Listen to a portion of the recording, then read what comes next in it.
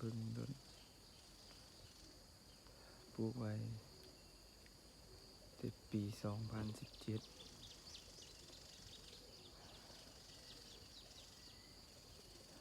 นี่ก็2023นี่ปีที่6แล้วปลูกเดือน8มีต้นขยุงก็ง่ายเติบละอีก4 เดือนก็ครบ6 ปีต้นมันลำใหญ่เติบเลยเป็น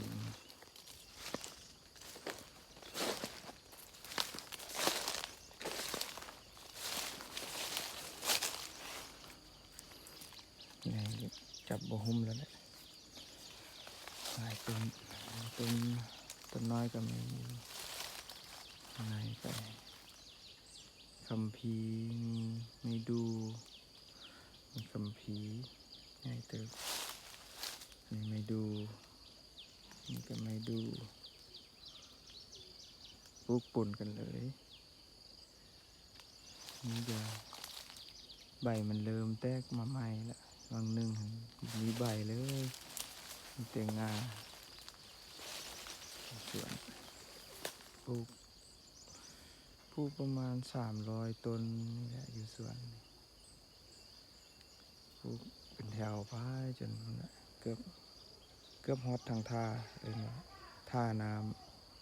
ำก็นั่นก็จะเป็นท่าน้ำเงิมแต่ว่าบ่ถึงดอกก็จงวางไว้ในนึงเพื่อว่าได้ปลูกสร้างเองจะงามขึ้นหลายแล้วจังน้อยก็ลุ่มนี่ก็สิบ่มีหญ้าเลยแหละต้องพูดทำอิฐนี่เลยตัดหญ้าแด่บางครั้งก็บ่ได้ตัดตลอดดอกตัดยังว่ามันมีเครือมีอย่างขึ้นนะบ่อยากให้มันหกหลายก็เลยได้ตัด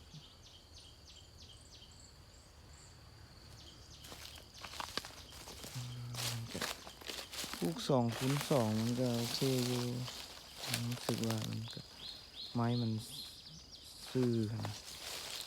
มันบ่แตกง่าหลายข้างล่างก็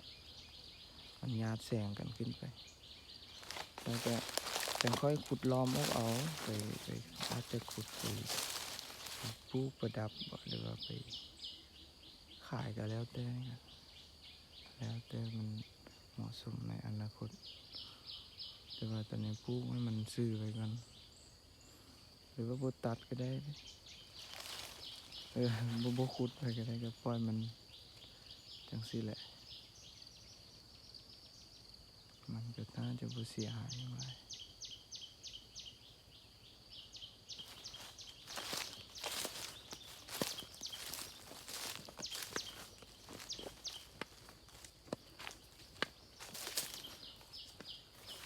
แถวนี้ก็งามอยู่คือกัน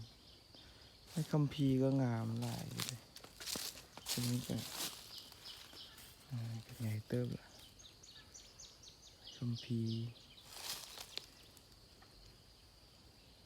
ไอ้คัมภีร์นี่งามหลายเลยขยุงก็งามไม่ดูนี่ค่อนข้างมันแมงเจาะนะ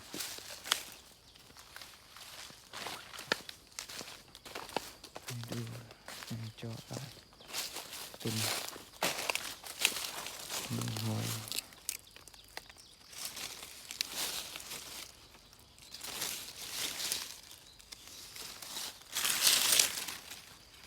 บ่ฮู้ว่ามันสิตายบ่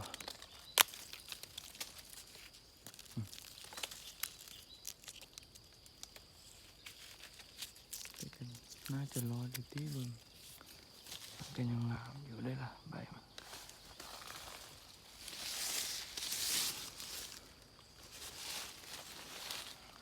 คร่าวๆ เขียนก่อน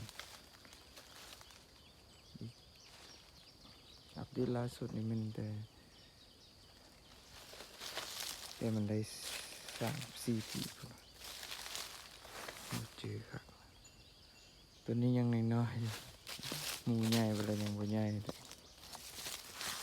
คือสิใหญ่ยากแล้วอยู่ในห่มแล้วบัดนี้